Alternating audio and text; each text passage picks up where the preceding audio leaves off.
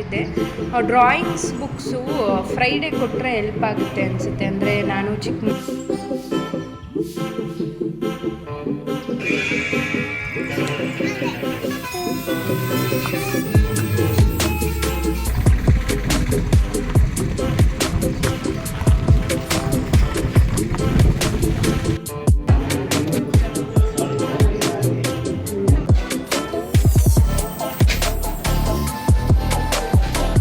ದೂರಿ ದೂರಿ ಚಿಕ್ಕ ಚಿಕ್ಕ ಜಕ್ಕ ಚಿಕ್ಕ.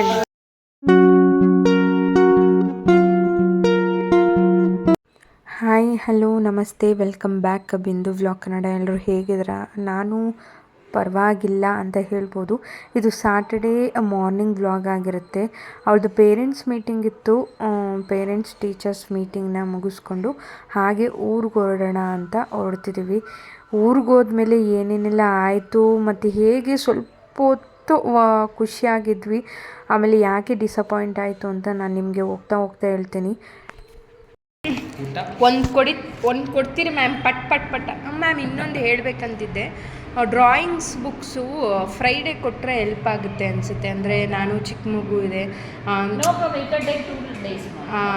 ಹೌದಾ?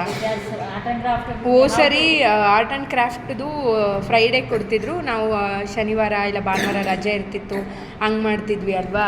ಇವಾಗ ಥ್ರೆಡ್ದಿರುತ್ತೆ, ಇವಾಗ ಸ್ಟಿಕ್ದಿರುತ್ತೆ. ಇವರು ಅವ್ರ ಕ್ಲಾಸ್ ಟೀಚರ್ ಶೀನಾ ಮ್ಯಾಮ್ ಅಂತ, ತುಂಬ ಚೆನ್ನಾಗಿ, ಅಂದರೆ ಕನ್ನಡ ಅಷ್ಟು ಗೊತ್ತಿಲ್ಲ ಬಟ್ ತುಂಬ ಚೆನ್ನಾಗಿ ಕೋಆಪ್ರೇಟ್ ಮಾಡ್ತಾರೆ. ಗುಡ್ ಕಮ್ಯುನಿಕೇಷನ್ ಇದೆ, ಗುಡ್ ಕ್ಲಾಸ್ ಟೀಚರ್ ಅಂತ ಹೇಳ್ಬೋದು. ಬಟ್ ಅವ್ರ ಪ್ರೀವಿಯಸ್ ಕ್ಲಾಸ್ ಟೀಚರ್ ಇದ್ರಲ್ಲ, ಅವರು ತುಂಬಾ ಚೆನ್ನಾಗಿ ಅಡ್ವೈಸ್ ಮಾಡ್ತಾಯಿದ್ರು, ತುಂಬ ಚೆನ್ನಾಗಿ ಅವ್ರಿಗೆ ಹೇಳ್ಕೊಡ್ತಾಯಿದ್ರು, ಅಂದರೆ ಮಕ್ಕಳನ್ನ ಹೇಗೆ ಅರ್ಥ ಮಾಡ್ಕೋಬೇಕಂತ. ಹಾಗೆ ನಮ್ಮ ಮನೆಯವರು on the way MK diagnostic ಸೆಂಟರಲ್ಲಿ ಅಂದರೆ ಬ್ಲಡ್ ಕೌಂಟ್ ಮಾಡಿಸ್ಬೇಕಿತ್ತು. ಹೇಳಿದ್ನಲ್ಲ ಹುಷಾರಿರಲಿಲ್ಲ ಅಂತ, ಇದು ಫೈನಲ್ ಬ್ಲಡ್ ಟೆಸ್ಟ್ ಮಾಡಿಸ್ಬೇಕಿತ್ತು. ಅದನ್ನು ಮಾಡಿಸ್ಕೊಂಡು ರಿಪೋರ್ಟ್ ಫೋನಿಗೆ ಬರುತ್ತೆ ಅಂತ ಹೇಳಿದರು. ಅಲ್ಲಿಂದ ಅವರು ಸ್ವಲ್ಪ ಅವರ ಚಿಕ್ಕಮ್ಮನಿಗೆ ಹಾರ್ಟ್ ಆಪ್ರೇಷನ್ ಆಗಿತ್ತು ಮೈಸೂರಲ್ಲಿ.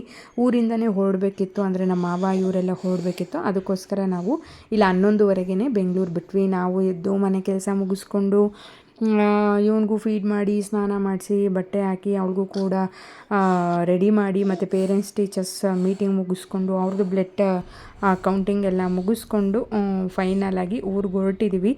ಆರಾಮಾಗೇ ಇದ್ದ, ಬಟ್ ಸಡನ್ನಾಗಿ ಯಾಕಾಗಾಯಿತು ಅಂತಲೇ ನಂಗೆ ಗೊತ್ತಾಗಲಿಲ್ಲ. ಫೈನಲಾಗಿ ಇದು ಮಾಗಡಿಗೆ ರೀಚ್ ಆದ್ವಿ. ಸುಮಾರು ಸತಿ ನಾನು ಒಂದು 2-3 ಸರಿ ನಾನು ವೀಡಿಯೋದಲ್ಲಿ ತೋರಿಸಿದ್ದೀನಿ.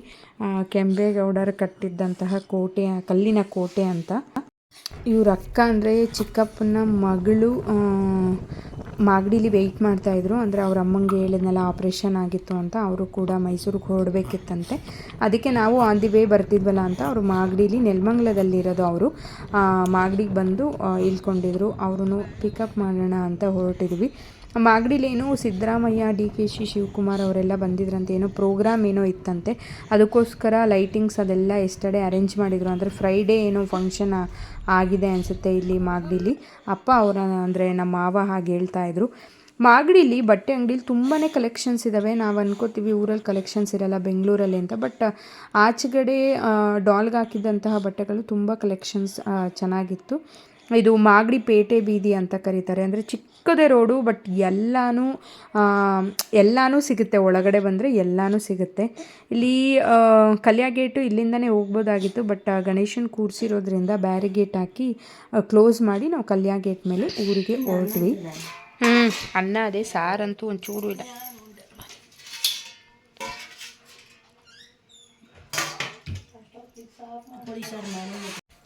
ನಾವು ಊರಿಗೆ ಬಂದಾಗಲೇ ಸುಮಾರು ಒಂದು 2:15 ಏನೋ ಆಗಿತ್ತು. ಅಪ್ಪ ಏನೋ ಕೋಳಿ ಕಟ್ ಮಾಡಿಟ್ಟಿದ್ರಂತೆ, ಅಂದರೆ ನಮ್ಮ ಮಾವ ಎಲ್ಲ ಬರ್ತಾರೆ ಅಂತ.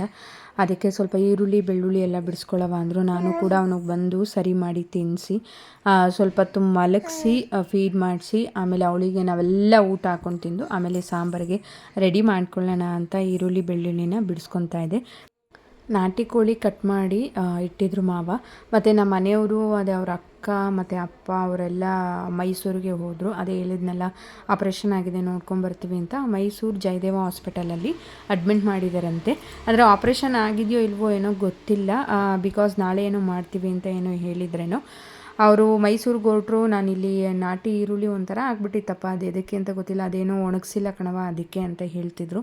ಅದನ್ನು ಕೂಡ ಎಲ್ಲನೂ ಬಿಡಿಸ್ಕೊಂಡು ರೆಡಿ ಮಾಡಿಕೊಂಡು, ಶುಂಠಿ ಇರಲಿಲ್ಲ, ಶುಂಠಿ ಇಲ್ವಾ ಅಂದಿದ್ದಕ್ಕೆ ಇಲ್ಲೇ ಮನೆ ಹತ್ರನೇ ಹಾಕ್ಕೊಂಡಿದ್ದೀನಿ ಕೊಡ್ತೀನಿ ಅಂತ ಹೇಳಿ ಬಿಡಿಸ್ಕೊಡ್ತಿದ್ರು. ಆದರೆ ಇದು ಹಸಿ ಶುಂಠಿ, ನಾನು ತೆಗಿಯೋದು ಅಷ್ಟು ನೋಡಿರಲಿಲ್ಲ, ಅಂದರೆ ದಪ್ಪ ಶುಂಠಿ ಎಳೆ ಶುಂಠಿ ಹೇಗಿರುತ್ತೆ ಅಂತ ನಾನು ನೋಡಿರಲಿಲ್ಲ. ಮನೆ ಮುಂದ್ಗಡೆನೇ ಹಾಕ್ಕೊಂಡಿದ್ದಾರೆ ಬೇಕಾಗಿದ್ದನ್ನು, ಅಂದರೆ ಹಸಿಮೆಣ್ಸಿನ್ಕಾಯಿ, ಬದನೆಕಾಯಿ, ಸಬ್ಬಕ್ಕಿ ಸೊಪ್ಪು, ಮನೆಗೆ ಏನೇನು ಬೇಕೋ ಅದನ್ನು ಹಾಕ್ಕೊಂಡಿದ್ದಾರೆ. ನಾನು ಕೂಡ ಅಡುಗೆ ಎಲ್ಲ ಮಾಡಿ ಊಟ ಎಲ್ಲ ಮಾಡಿ, ಅವನು ಯಾಕೋ ಸಿಕ್ಕಾಪಟ್ಟೆ ನಿದ್ದೆ ಬರ್ತಿದೆ ಅಂತ ಮಲ್ಕೊಂಡಿದ್ದ, ಮತ್ತು ಎದ್ದು ಆಸಕ್ಕಾಗಲಿಲ್ಲ ಅಂತ ಕೂರಿಸಿದ್ದೆ ಅಷ್ಟೇ. ಅದಾದಮೇಲೆ ಪಟ್ಟಂತ ಎದ್ದ. ಆಮೇಲೆ ಈಚೆ ಬಂದು ನೋಡಿದ್ರೆ ಇವರೆಲ್ಲ ಫೈರ್ ಕ್ಯಾಂಪೆಲ್ಲ ಹಾಕ್ಕೊಂಡು ಡ್ಯಾನ್ಸ್ ಮಾಡ್ಕೊಂಡಿದ್ರು. ಅಂದರೆ ನಮ್ಮ ಭಾವನ ಮಕ್ಕಳು ಮತ್ತು ಅಕ್ಕ ಹಾಸ್ಪಿಟಲಲ್ಲೇ ಉಳ್ಕೊಂಡಿರೋದ್ರಿಂದ ಅಕ್ಕನ ಮಗಳನ್ನ ಮನೆಯವರು ಇಲ್ಲೇ ಕರ್ಕೊಬಂದಿದ್ರು. ಅವರೆಲ್ಲ ಫೈರ್ ಕ್ಯಾಂಪ್ ಹಾಕ್ಕೊಂಡು ಕಾರಲ್ಲಿ ಸಾಂಗ್ ಹಾಕ್ಕೊಂಡು ಡ್ಯಾನ್ಸ್ ಮಾಡ್ತಾಯಿದ್ರು. ಅವರು ಮೈಸೂರಿಂದ ಬರೋಷ್ಟೊತ್ತಿಗೆ ಒಂದು 8:30 8:45 ಆಗಿತ್ತು. ಅವರು ಊಟ ಎಲ್ಲ ಮಾಡಿಕೊಂಡು ಮನೆ ಮುಂದೆನೇ ಹಾಗೆ ಫೈರ್ ಕ್ಯಾಂಪ್ ಥರ ಹಾಕ್ಕೊಂಡಿದ್ರು. ಅಂದರೆ ಇಲ್ಲೇ ಮನೆ ಸುತ್ತ ಕಾಂಪೌಂಡ್ ಮಾಡಿಸಿದರೆ ಅಲ್ಲೇ ಮುಂದ್ಗಡೆನೇ ಹಾಕ್ಕೊಂಡು ಆರಾಮಾಗಿ ಹುಡುಗರೆಲ್ಲ ಡ್ಯಾನ್ಸ್ ಮಾಡ್ತಾಯಿದ್ರು. ಇವನು ಕೂಡ ಆರಾಮಾಗಿ ಎಂಜಾಯ್ ಆಗಿ ಡ್ಯಾನ್ಸ್ ಮಾಡಿಕೊಂಡು, ಅಂದರೆ 9:30 ಏನೋ ಆಗಿತ್ತು ಟೈಮು. ಆಮೇಲೆ ನಾನು ಒಳಗೋಗಿ ಅವನು ಫೀಡ್ ಮಾಡಿ ಮಲಗಿಸಿ ನಾನು ಆಮೇಲೆ ಅವ್ರು ಆಟ ಆಡೋದನ್ನು ನೋಡ್ಕೊಂಡು ನಿಂತಿದ್ದೆ.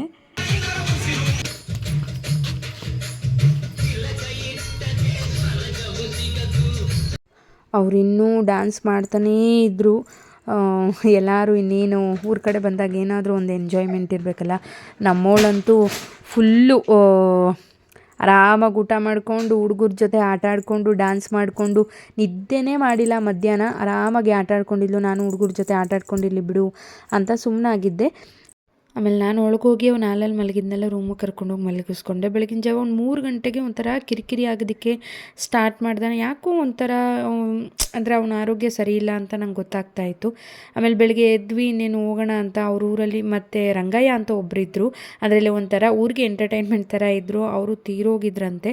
ಅಲ್ಲಿಂದ ಹೋಗಿ ಬಂದು ಅವನಿಷ್ಟು ಅಷ್ಟು ಹಠ ಮಾಡಿದ್ದೆ ಇಲ್ಲೇ. ಅವನು ಇವತ್ತೇ ಅಂತ ಹೇಳ್ಬೋದು, ಇಷ್ಟೊಂದೆಲ್ಲ ಹಠ ಮಾಡಿದ್ದು, ಹತ್ತಿದ್ದು, ಎಲ್ಲನೂ ಮಾಡಿದ್ದು. ಒಂಥರ ಮೂಡಿ, ಒಂಥರ ಏನೋ ಒಂಥರ ಕ್ರ್ಯಾಂಕಿಯಾಗಿ ಇದು ಮಾಡ್ಕೋತಿದ್ದ. ಒಂಥರ ಮುಖನೇ ನೋಡೋಕ್ಕಾಗ್ತಿರ್ಲಿಲ್ಲ. ನಾವು ಸ್ನಾನ ಎಲ್ಲ ಮಾಡ್ಕೊಂಡು ಅತ್ತಾಗೆ ಅರ್ಜೆಂಟಾಗಿ ಅತ್ತಾಗೆ ಹೊರಟು ಬಂದುಬಿಡೋಣ, ದೇವಸ್ಥಾನಕ್ಕೆ ಹೋಗೋಣ ಅಂತ ಬರಬೇಕಾದ್ರೆ ಪ್ಲ್ಯಾನ್ ಇತ್ತು. ತಾವರೆಕೆರೆ ಆಂಜನೇಯನ ದೇವಸ್ಥಾನಕ್ಕೆ ಹೋಗಿ ಬರೋಣ ಅಂತಲೇ ಅಂದ್ಕೊಂಡಿದ್ವಿ. ಯಾಕಂದರೆ ಮನೆಯವ್ರಿಗೆ ಯಾರಿಗೂ ಹುಷಾರಿರ್ಲಿಲ್ವಲ್ಲ, ಎಲ್ಲರಿಗೂ ಒಂದು ತಾಯ್ತ ಹಾಕಿಸ್ಕೊಂಡು ಬರೋಣ ಅಂತಲೇ ಹೊರಟಿದ್ದು ನಾವು. ಅದು ಯಾಕೋ ನಮ್ಮ ಗ್ರಹಚಾರನೇ ಸರಿ ಇಲ್ವೋ ಏನೋ ಅಂತಲೇ ಗೊತ್ತಿಲ್ಲ. ಅದು ಬೇರೆ ಒನ್ ಡೇ ಬ್ಯಾಕ್ ತಾನೇ ಅವ್ನು ಹುಷಾರಾಗಿದ್ದ, ತಕ್ಷಣ ಊರಿಗೆ ಕರ್ಕೊಂಡು ಹೋದ್ವಲ್ಲ, ಅದರಿಂದ ಏನಾದರೂ ಅವ್ನಿಗೆ ಎಫೆಕ್ಟ್ ಆಯಿತಾ ಅಂದ್ಕೊಂಡ್ವಿ. ಮನೆಗೆ ಹೋದರೆ ಸ್ವಲ್ಪ ಕಡಿಮೆ ಆಗ್ತಾನೆ, ಬೆಂಗಳೂರು ವೆದರ್ಗೆ ಹೋದರೆ ಅಂತ ಥಿಂಕ್ ಮಾಡಿಕೊಂಡು ದೇವಸ್ಥಾನಕ್ಕೆ ಹೊರಟ್ವಿ. ಫುಲ್ಲು ಗ್ರೀನ್ರಿ, ತುಂಬಾ ಚೆನ್ನಾಗಿತ್ತು. ಅಂದರೆ ಬಿಸಿಲು ಸಿಕ್ಕಾಪಟ್ಟೆ. ಸೋಮವಾರ ರಜೆ ಇರೋದ್ರಿಂದ ನಾವು ಸೋಮವಾರ ಅವರಿಗೆ ಹಸ್ಬೆಂಡ್ಗೆ ಸೆಕೆಂಡ್ ಶಿಫ್ಟ್ ಇತ್ತು. ಒಂದು 12 ಗಂಟೆ ಮೇಲೆ ಆಗುತ್ತೆ ಅಂದ್ಕೊಂಡು ನಾವು ಪ್ಲ್ಯಾನ್ ಮಾಡ್ಕೊಂಡು ಊರಿಗೆ ಹೋಗಿದ್ದು. ಬಟ್ ನಾವು ಭಾನುವಾರ ಬೆಳಿಗ್ಗೆನೇ ಬರಬೇಕಾಗಿತ್ತು. ಬರೋ ಅಂಥ ಸಿಚುಯೇಷನ್ ಬಂದುಬಿಡ್ತು. ಇನ್ನು ಬೆಂಗಳೂರು ವೆದರ್ಗೆ ಹೋದರೆ ಸರಿ ಹೋಗ್ತಾನೇನೋ, ಆರಾಮಾಗಿರ್ತಾನೇನೋ ಅಂದ್ಕೊಂಡು ದೇವಸ್ಥಾನಕ್ಕೆ ಹೋಗೋಣ ಅಂತ ಫೈನಲ್ಲು ದೇವಸ್ಥಾನಕ್ಕೆ ಬಂದ್ವಿ. ಇದು ನಿಮಗೆ ಮಾಗಡಿ ಆಜು ಬಾಜು ಇದ್ದರೆ ಮತ್ತು ಯಾರಾದರೂ ತಾವರೆಕೆರೆ ಆಂಜನೇಯ ಅಂದರೆ ನಿಯರ್ ಬೈ ಇದ್ದರೆ ನಿಮಗೆ ದೇವಸ್ಥಾನ ಗೊತ್ತೇ ಇರುತ್ತೆ. ಇದು ವರದಾಂಜನೇಯ ಸ್ವಾಮಿ ದೇವಸ್ಥಾನ, ತಾವರೆಕೆರೆಯಲ್ಲಿರೋದು. ತುಮಕೂರು ಡಿಸ್ಟಿಕ್ ಏನೋ ಬರುತ್ತೆ ಇದು. ಗಣೇಶನ ಕಲೆಕ್ಷನ್ಸ್ಗೆ ಅಂತ ಹುಡುಗರು ದುಡ್ಡು ಕಲೆಕ್ಟ್ ಮಾಡ್ತಾಯಿದ್ರು. ನಮ್ಮ ಮನೆಯವ್ರು ಮಾತ್ರ ದೇವರಿಗೆ ಅಂತ ಬಂದರೆ ತನ್ನ ಕೈಲಿ 100 ರೂಪಾಯಿ ದುಡ್ಡಿದ್ರೆ ಅದರಲ್ಲಿ ಒಂದು 20-30 ಆದರೂ ದೇವರಿಗೆ ಕೊಡ್ತಾರೆ. ತನ್ನ ಹತ್ರ ಇಲ್ಲ ಅಂದ್ರೂ ಮಾಡ್ತಾರೆ. ಅದು ಒಂದು ಪಾಸಿಟಿವ್ ಥಿಂಕೋ ನೆಗೆಟಿವ್ ಥಿಂಕೋ ನನಗಂತೂ ಗೊತ್ತಲ್ಲ. ಅದು ಒಂಥರ ಗುಡ್ ಹ್ಯಾಬಿಟ್ ಒಂಥರ ಅಡಿಕ್ಟ್ ಥರ ಮಾಡ್ಕೊಂಬಿಟ್ಟಿದ್ದಾರೆ. ಅದನ್ನು ಯಾರು ಕೇಳಿದ್ರು ಏನಾದರೂ ಒಂದು ತೆಗೆದು ಕೊಟ್ಬಿಡ್ಬೇಕು ಅಂತ. ನಂಗೆ ಅದು ಅಷ್ಟು ಇಷ್ಟ ಆಗಲ್ಲ. ನಮ್ಮ ಹತ್ರನೇ ಇರೋದು 100 ರೂಪಾಯಿ, ನಾವು ಅವರಿಗೆ 30-40 ಕೊಟ್ಬಿಟ್ರೆ ಇನ್ನು 60ರಲ್ಲಿ ಜೀವನ ಮಾಡೋದು ಹೇಗೆ ಅಂತ ನನ್ನ ಥಿಂಕಿಂಗ್ ಕೆಪಾಸಿಟಿ.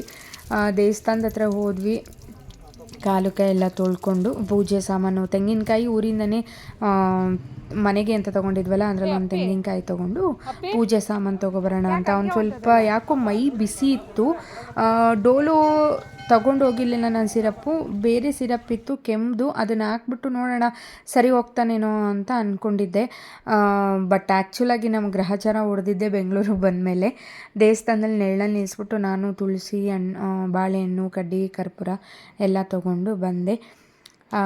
ಅಲ್ಲಿ ಒಂದು ಪುಟ್ಟಿ ಇರುತ್ತೆ, ನೀವು ಕಾಯಿನ ಮುಂಚೆನೇ ಹೊಡ್ಕೊಂಡು 5 ರೂಪಾಯಿದೊಂದು ಚೀಟಿ ತೊಗೊಂಡು ಈ ಥರ ಒಂದು ಪುಟ್ಟಿಗೆ ಹಾಕಿ ನೀವು ಕೊಟ್ಟರೆ ಅವರು ಪೂಜೆ ಮಾಡಿಕೊಡ್ತಾರೆ. ತುಂಬಾ ಚೆನ್ನಾಗಿ ಅಲಂಕಾರ ಮಾಡಿದ್ರು. ನಿಮಗೂ ಕೂಡ ದರ್ಶನ ಮಾಡಿಸ್ತೀನಿ. ಆಂಜನೇಯ ಸ್ವಾಮಿ ನಿಮಗೂ ಸಕಲ ಸಂಪತ್ತು ಆಯುಷ್ಯ ಆರೋಗ್ಯ ಕೊಟ್ಟು ಎಲ್ಲರನ್ನೂ ಕಾಪಾಡಲಿ ಅಂತ ಕೇಳ್ಕೊತೀನಿ. ದರ್ಶನ ತುಂಬ ಚೆನ್ನಾಗಿ ಆಯಿತು. ಬಟ್ ತುಂಬ ಜನ ಹೂವು ಕೇಳೋದ್ರಲ್ಲಿದ್ದರು. ಇಲ್ಲಿ ಒಂದು ಪ್ರತೀತಿ ಇದೆ, ನೀವೇನಾದರೂ ಮನಸ್ಸಲ್ಲಿ ಅಂದ್ಕೊಂಡು ಹೂವು ಕೇಳಿದ್ರೆ ಅದು ಆಗೇ ಆಗುತ್ತೆ. ನಡ್ಕೊಂಡು ಬಂದಿದೆ. ಇಲ್ಲಿ ಸುಮಾರು ಎಷ್ಟೋ ಮರಿಗಳನ್ನ ಹೊಡೆದು ಇಲ್ಲಿ ದೇವ್ರು ಮಾಡ್ತಾಯಿದ್ರು. ತಾವರೆಕೆರೆ ಅರಸೇವೆ ಅಂದ್ರೇ ತುಂಬ ಫೇಮಸ್ ಇತ್ತು ಆವಾಗ. ಮಧ್ಯರಾತ್ರಿ 1 ಗಂಟೆ 2 ಗಂಟೆಯಲ್ಲಿ ಎಲ್ಲ ಊಟ ಪಂದಿಲ್ ಕೂತು ಊಟ ಮಾಡಿದ್ದಿತ್ತು. ಬಟ್ ಗೌರ್ನಮೆಂಟ್ ಕಡೆಯವರು ಬ್ಯಾನ್ ಮಾಡಿದ್ದಾರೆ. ಇದು ಗೌರ್ನಮೆಂಟ್ಗೆ ಸೇರಿಕೊಂಡಿದೆ ದೇವಸ್ಥಾನ.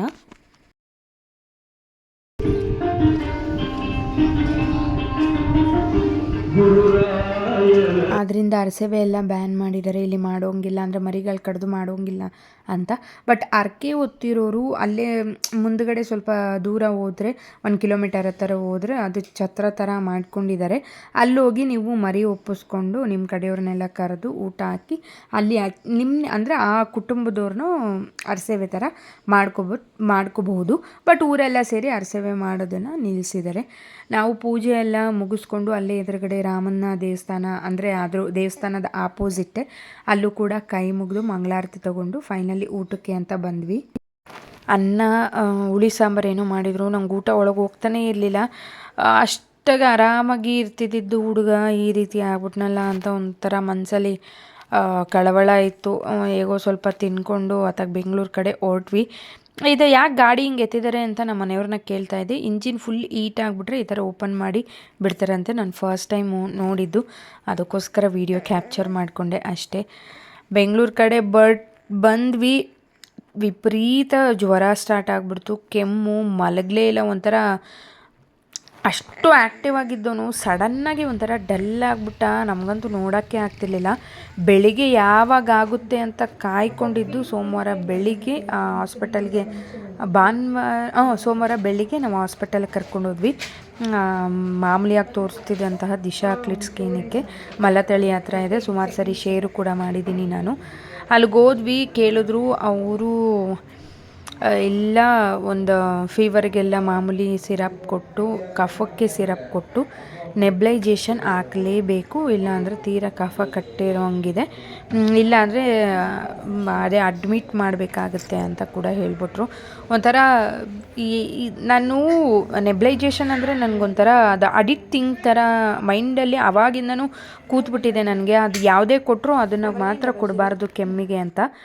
ನಮ್ಮ ಹಸ್ಬೆಂಡ್ ಅವಳಿಗೆ 2 ಇಯರ್ಸ್ ಇದ್ದಾಗಲೇ ನೆಬ್ಲೈಜೇಷನ್ ಮಿಷಿನ್ನ ತರಿಸಿ ಅಮೆಝಾನಿಂದ ಇಟ್ಟಿದ್ರು. ಬಟ್ ನಾನು ಅವಳು ಯಾವುದೇ ಕಾರಣಕ್ಕೂ ಅವಳಿಗೆ ಹಾಕಿಸ್ಕೊಟ್ಟಿರಲಿಲ್ಲ. ಈಗೇನು ಮಾಡೋಕ್ಕಾಗಲಿಲ್ಲ, ಪರಿಸ್ಥಿತಿ ಹಾಕ್ಕೊಳ್ಳೇಬೇಕಾದಂತಹ ಪರಿಸ್ಥಿತಿ ನಮಗೆ ಬಂದ್ಬಿಡ್ತು. ಒಂಥರ ಸಿರಪ್ ಹಾಕಿದಾಗ ಒಂದು 5 ಮಿನಿಟ್ಸ್ ಆ್ಯಕ್ಟಿವ್ ಆಗಿರೋನು, ಆಮೇಲೆ ಮತ್ತೆ ಹಂಗೆ ಮಂಕ್ಬಾರ್ದು ನಾನು ಆಗ್ಬಿಡೋನು.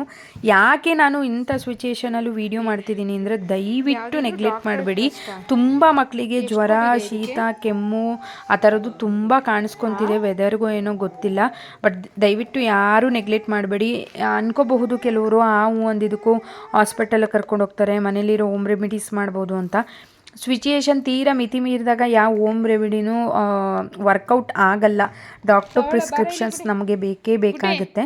ಇದು ಕಫಕ್ಕೆ ಅಂತ ಕೊಟ್ಟಿದ್ದಾರೆ. ಇದರ ಹೆಸರು ನಿಮಗೆ ತೋರಿಸ್ತಿದ್ದೀನಿ, ಮೇಲೆ ಕೂಡ ನಾನು ಬರ್ಕೊಂಬಿಟ್ಟಿದ್ದೀನಿ. ನೆಬ್ಲೈಜೇಷನ್ ಮಿಷಿನ್ನು ಡಾಕ್ಟರ್ ಟ್ರಸ್ಟ್ ಅಂತ. ಏನಾದರೂ ನಿಮ್ಗೆ ಅಮೆಝಾನಲ್ಲಿ ಲಿಂಕ್ ಸಿಕ್ಕಿದ್ರೆ ನಾನು ಲಿಂಕ್ ಆ್ಯಡ್ ಮಾಡಿರ್ತೀನಿ. ಇದಿಷ್ಟು ಬರ್ಕೊಟ್ಟಿದ್ದಾರೆ. ಫೀವರ್ಗೆ, ಕಫ, ನೆಬ್ಲೈಜೇಷನ್ನು ಬೆಳಿಗ್ಗೆ ಮತ್ತು ರಾತ್ರಿ 3 ಡೇಸ್ ಕೊಡ್ಬೋದು. ಆಂಟಿಬಯೋಟಿಕ್ಕು ಸ್ವಲ್ಪ ಫೀವರ್ ಜಾಸ್ತಿ ಇರೋದ್ರಿಂದ ಕೊಟ್ಟಿದ್ದಾರೆ. ಒಂಥರ ನನಗಂತೂ ಊಟನೇ ಸೇರಿಲ್ಲ. ಒಂಥರ ಬೇಜಾರಾಗ್ಬಿಡ್ತು. ದೊಡ್ಡವರು ಕೊಟ್ಟರೆ ಏನಾದರೂ ಹೇಳ್ಕೊತಾರೆ, ಚಿಕ್ಕ ಮಕ್ಳಿಗೆ ಯಾಕಪ್ಪ ಈ ಪರಿಸ್ಥಿತಿ ಅಂತ. ನಮ್ಮ ಮನೆಯವರವರ ಫ್ರೆಂಡು ಅವ್ರು ಸೆಕೆಂಡ್ ಶಿಫ್ಟ್ ಹೋಗಿರೋದ್ರಿಂದ ಅಣ್ಣ ಬಂದು ಹೇಗೆ ಕೊಡೋದು ಅಂತ ನಂಗೆ ಅಷ್ಟು ಗೊತ್ತಿರಲಿಲ್ಲ. ತುಂಬಾ ಅಳ್ತಿದ್ದ. ಈ ಸ್ಥಿತಿಲಂತೂ ನನಗೆ ನೋಡೋಕ್ಕೆ ಆಗ್ತಿರ್ಲಿಲ್ಲ, ಸಿಕ್ಕಾಪಟ್ಟೆ ಬೇಜಾರಾಗ್ತಾಯಿತ್ತು. ನೀವು ಪ್ಲೀಸ್ ನೆಗ್ಲೆಕ್ಟ್ ಮಾಡಬೇಡಿ.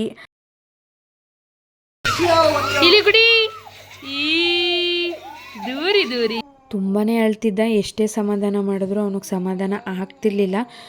ಅಣ್ಣನೂ ಕೂಡ ಏನೋ ಮೊಬೈಲಲ್ಲೆಲ್ಲ ತೋರಿಸಿ ಮಾಡಿ ಸಮಾಧಾನ ಮಾಡೋಕ್ಕೆ ಪ್ರಯತ್ನ ಪಡ್ತಾಯಿದ್ರು. ಹಸ್ಬೆಂಡ್ ಸೆಕೆಂಡ್ ಶಿಫ್ಟ್ ಇದ್ದಿದ್ದರಿಂದ ಅಮ್ಮ ಇಟ್ಕೊಂಡಿದ್ರು, ನಾನು ಸಮಾಧಾನ ಮಾಡ್ತಿದ್ದೆ. ಅಣ್ಣನೂ ಕೂಡ ಕೊಟ್ಟು ಹೋದರು. ನಾನು ಅವನಿಗೆ ಫೀಡ್ ಮಾಡಿಸಿ ಊಟ ಮಾಡಿಸಿ ಸಮಾಧಾನ ಮಾಡಿ ಮಲಗಿಸ್ದೆ. ನಿಮ್ಮ ಮನೇಲಿ ಚಿಕ್ಕ ಮಕ್ಕಳಿದ್ರೆ ದಯವಿಟ್ಟು ಈ ವೆದರಲ್ಲಿ ಹುಷಾರಾಗಿ ನೋಡ್ಕೊಳ್ಳಿ ಅಂತ ಹೇಳ್ತೀನಿ.